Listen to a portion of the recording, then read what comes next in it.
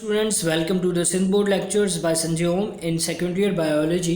आज हम chapter 1 homeostasis के थर्ड पार्ट एक्सक्रीशन में डिफरेंट एनिमल्स के एक्सक्रीशन प्रोसेस को डिस्कस करेंगे कि वो किस तरीके से अपनी बॉडी के अंदर से नाइट्रोजनस वेस्टेज को अपनी बॉडी से रिमूव करते हैं। इससे पहले हम uric acid, ammonia and urea जैसे नाइट्रोजनस वेस्ट को डिस्कस कर चुके थे कि उनकी प्रॉपर्टीज़ क्या थी और उनके अंदर सॉल्युबिलिटी जो उनकी जो एक मेन प्रॉपर्टी थी उसके बारे में भी हमने डिस्कस किया था। तो चलिए आज हम डिस्कस करेंगे कि हाइड्रा, फिलनेरिया, अर्थवॉर्म एंड कॉकरोच किस तरीके से अपनी बॉडी के अंदर से नाइट्रोजनस वेस्ट को रिमूव करते हैं। तो सबसे बात पहले हम करते हैं हाइड्रा की।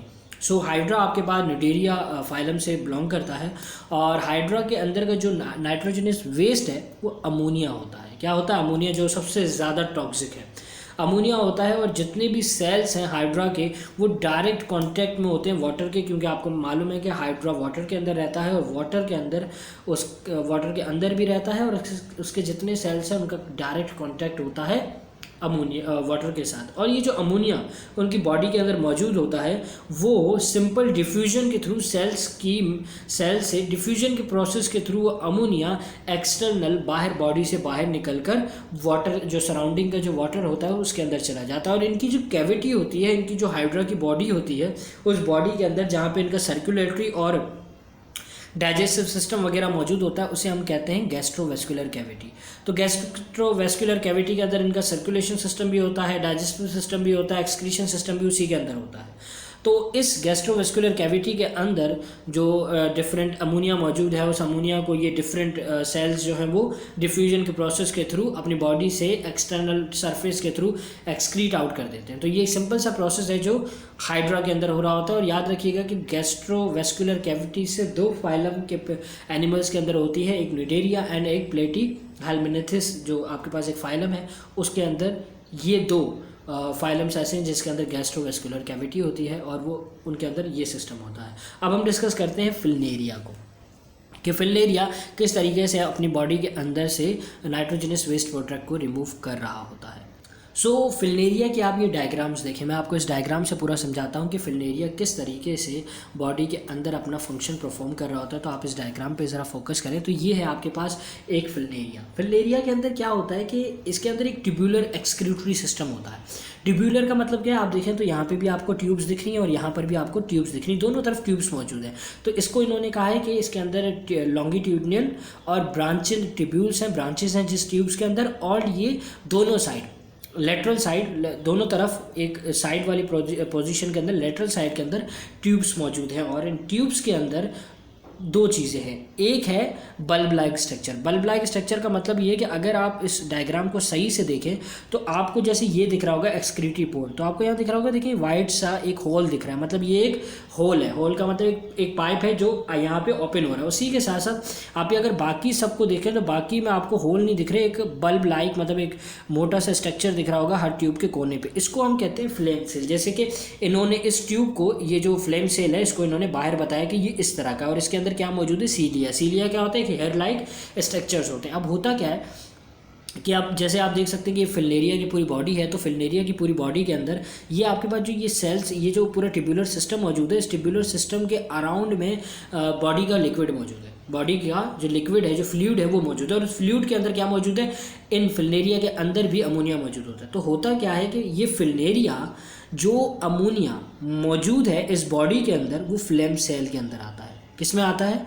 ये जो फ्लेम सेल्स है इनका दूसरा नाम है प्रोटोनेफ्रिडिया। और ये टिश्यू फ्लूइड्स के अंदर मौजूद होते हैं और इनके अंदर सीलिया होता है। ठीक है, सीलिया की तरह का एक स्ट्रक्चर होता है।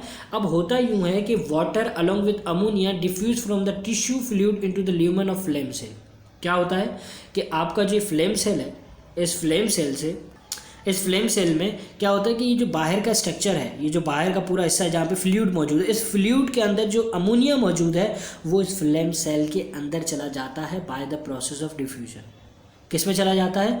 फ्लेम सेल में चला जाता है। और फिर क्या होता है कि इसके अंदर जो सीलिया मौजूद है, ये सीलिया इसको यहाँ से मूव कर ये जो एक्सक्रीटरी पोर्ट्स मौजूद हैं यहाँ तक लेकर आते हैं और एट लास्ट इस अमोनिया को इस बॉडी, इस एक्सक्रीटरी पोर्स के थ्रू या एक्सक्रीटरी कैनाल से होते हुए एक्सक्रीटरी पोर्स के थ्रू बॉडी से रिमूव कर दिया जाता है। तो ये एक सिंपल सा प्रोसेस है जिसे फिलनेरिया के अंदर इसे परफॉर्म किया जा रहा होता है। और जब एक्सक्रीटरी फ्लूइड जो भी मूवमेंट होती है एक्सक्रीटरी फ्लूइड की, तो उसके अंदर वाटर होता है, तो उस वाटर को दोबारा से रीअब्जॉर्व कर दिया जाता है। क्या कर दिया जाता है?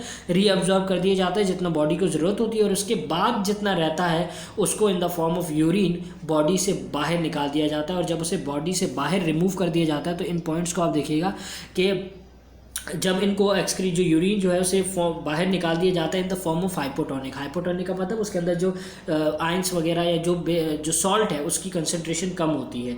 तो फ्लेम सेल का जो मेनली फंक्शन है वो ऑस्मो रेगुलेशन है। ऑस्मो रेगुलेशन का काम करते हैं। फ्लेम सेल फिलनेरिया के अंदर मौजूद है और ये वेस्ट, मेटाबॉलिक वेस्ट को रिमूव करते हैं बॉडी सरफेसेस से और एक्सक्रीट आउट करते हैं फ्रॉम द बॉडी। ठीक है, एक्सक्रीट आउट करते हैं जितना भी अनडाइजेस्टेड फूड है उससे वो remove through the mouth along with the undigested food, और उससे अपने माउथ से भी रिमूव करते हैं। तो सम पैरासाइटिक प्लेटफॉर्म, कुछ प्लेटफॉर्म है which are the isotonic to the body fluid of their host and cell perform excretion nitrogenous waste. तो जितने भी फ्लेम सेल्स हैं, जितने भी ऑर्गेनिजम्स के अंदर, वो क्या काम करते हैं? वो उनकी बॉडी के अंदर ऑस्मो रेगुलेशन के वर्क को परफॉर्म कर रहे होते हैं।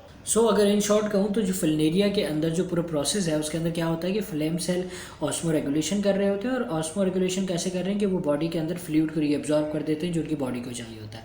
उसके बाद वो अमोनिया जो है उसे उन्होंने एब्जॉर्ब करके उसे आगे दे देते हैं। वो एक्सक्रीटरी कैनाल के थ्रू, एक्सक्रीटरी ट्यूब्यूल जो पोर्स होते हैं उससे वो निकल जाते हैं। अब सेकंड जो है वो एक्सक्रीशन अर्थवॉर्म। अर्थवॉर्म को मैं जस्ट आपको इस डायग्राम के थ्रू समझाना चाहूँगा कि अर्थवॉर्म के अंदर एक्सक्रीटरी और ऑस्मो रेगुलेटरी ऑर्गन एक ही है जिसका नाम है मेटानेफ्रेडिया। क्या नाम है? मेटानेफ्रेडिया। अब अगर इसको हम देखें तो ये सेगमेंट, जैसे ये देख रहे हैं, ये इसके सेगमेंट है, एक एक हिस्सा देखो, यहाँ 3 हिस्से हैं, एक अलग से सेगमेंट, जैसे कि देखो ये एक सेगमेंट, ये दूसरा सेगमेंट, ये तीसरा सेगमेंट। तो ये जो अर्थवॉर्म है इसके अंदर डिफरेंट सेगमेंट्स मौजूद होते हैं।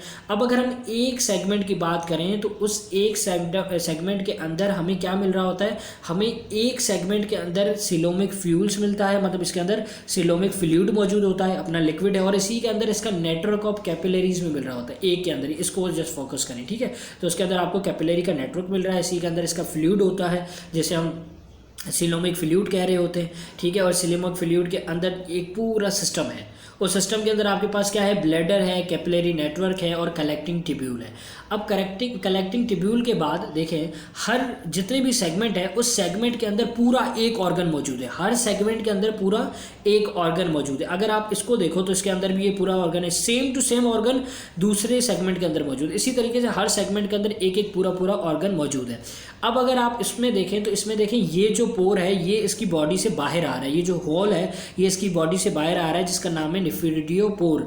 और एक और होल है जो क्या कर रहा होता है कि उसे ट्रांसफर कर रहा होता है दूसरे सेगमेंट के अंदर, उसका क्या नाम है? नेफ्रोस्टोम। नेफ्रोस्टोम के ऊपर आप देख सकते हैं सीलिया भी मौजूद है, और ये सीलिया क्या कर रहा होता है? सिलोमिक फ्लूइड को सक कर रहा होता है। जो सिलोमिक फ्लूइड होता है उससे ये सक कर रहा होता है। इसी के साथ साथ जितना भी रीअब्जॉर्प्शन करना होता है, जो सब्सटेंसेस इनकी बॉडी में काम के होते हैं जिसे ये रिमूव नहीं करना चाहते, और तो उसे क्या कर रहे होते हैं कि ये दोबारा से रीअब्जॉर्ब करके सर्कुलेशन में वापस दे रहे होते हैं। और जितना भी फ्लूइड ऐसा होता है जिसे हम एक्सक्रीटरी फ्लूइड, जिसे यूरिन कहते हैं, उससे ये लोग सिंपल इस प्रोसेस से ये होता है ब्लैडर में आता है, और ब्लैडर से फिर ये यहाँ से नेफ्रिडियो जो ये पोर है जिसे यहाँ पे बताया हुआ सेम टू सेम यहाँ पे भी है, ये भी आपके पास नेफ्रिडियो पोर है, तो ये नेफ्रिडियो पोर के थ्रू आउट आ जाता है। तो ये सिंपल सा सिस्टम है अर्थवॉर्म का जिसके थ्रू ये अपनी बॉडी के अंदर एक्सक्रीशन की प्रोसेस को मेंटेन कर रहे होते हैं या रेगुलेट कर रहे होते हैं।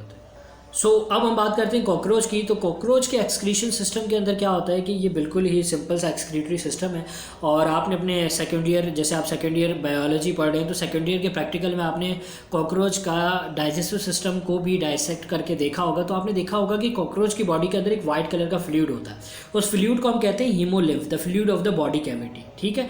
तो अब अगर इसके स्ट्रक्चर को देखें तो आप ये देखें पूरा एक सिस्टम है, और इस सिस्टम में ये है मेल्फिगन ट्यूब्यूल। इस मेल्फिगन ट्यूब्यूल से पहले वाला हिस्सा मिडगट कहलाता है और बाद वाला हिस्सा हाइंडगट कहलाता है। अब होता ये है कि जितना भी इसकी बॉडी के अंदर जो भी फ्लूइड है, हीमोलिम्फ है, हीमोलिम्फ के अंदर जितने भी एक्सक्रीटरी वेस्ट होते हैं उस एक्सक्रीटरी वेस्ट को ये जो मेल्फिगन ट्यूब्यूल्स हैं ये इसे एब्जॉर्ब करती है। एब्जॉर्ब करने के बाद इसे ट्यूब में लेकर आ जाते हैं, ठीक है। मिड गट और हाइट गट में लेकर आ जाते हैं। जब ये यहाँ से मूव करते हैं तो इसके अंदर जितनी भी वो यूज़फुल सब्सटेंसेज होते हैं जो कॉकरोच के लिए इंपॉर्टेंट है उन्हें ये रीअब्जॉर्व कर लेते हैं। तो बाकी एट लास्ट क्या बच जाता है, यूरिक एसिड। उस यूरिक एसिड को ये एट लास्ट रेक्टम में लेकर जाते हैं। कहाँ लेकर जाते हैं, रेक्टम में डिस्चार्ज कर देते हैं। फिर रेक्टम क्या करता है, उस यूरिक एसिड को रिस्टोर करता है। स्टोर करने के बाद क्या करता है कि उस यूरिक एसिड से मज़ीद वो रीअब्जॉर्प्शन करता है सॉल्ट की और वाटर की यूरिक एसिड से। मतलब देखता है कि उसके अंदर मजीद सॉल्ट या वाटर तो नहीं है जो बॉडी को चाहिए हो। तो जब उससे मजीद वाटर और सॉल्ट की रीअब्जॉर्प्शन करता है तो वो यूरिक एसिड ड्राई हो जाता है, फिर उसे पास आउट कर देता है in the form of faeces. तो आई होप कि आपको ये एक्सक्रीशन का टॉपिक अच्छे तरीके से समझ भी आया होगा। और आपके अगर कोई क्यूरीज हो तो आप मुझे व्हाट्सएप पे और मेरे इसी के साथ साथ कमेंट बॉक्स में पूछ सकते हैं। मेरे यूट्यूब चैनल को सब्सक्राइब ज़रूर कीजिएगा और अपने फ्रेंड्स के साथ भी ज़रूर शेयर कीजिएगा। Thank you.